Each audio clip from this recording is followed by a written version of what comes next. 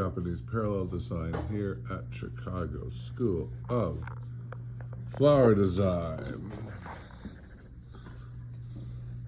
Let's look. I love it. Just make sure they're not falling forward. Look, always look on the side. Very well done. Oh, thank you.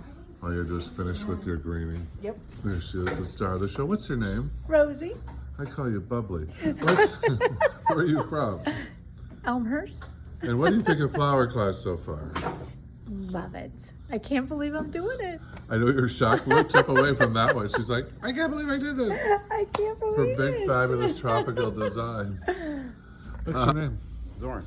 How many days you been doing flowers? This is my second day. Second day. How do you like it? I like it. Yeah, it's You're learning a lot. Helping out. He's a great new assistant. Tell me what your impression is so far of classes from a bystander. Be honest. Everything's really straightforward. It's kind of hard to make mistakes. You know, you have Easy somebody formulas. that has been doing it for 30 years right in front of you, so it's actually a blessing in my opinion. And easy to do, following formulas. Okay. Yeah. You did what's called vegetative design. You split them a little bit. You wave them, and your focal point, you need it up here where it's more prominent, Okay.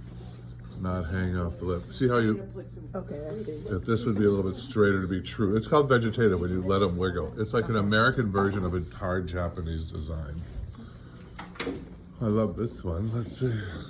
I feel like I need I one have to more show you your thing here. tiki, cement tiki. Tuki. I don't know, pull it away. You don't need it. It's clean and minimal. I think it's better without. You need a little more greens right out here, Okay. a little more there. No, I love it. It's one of my favorite one in the room, I think. Okay. Flower School 101.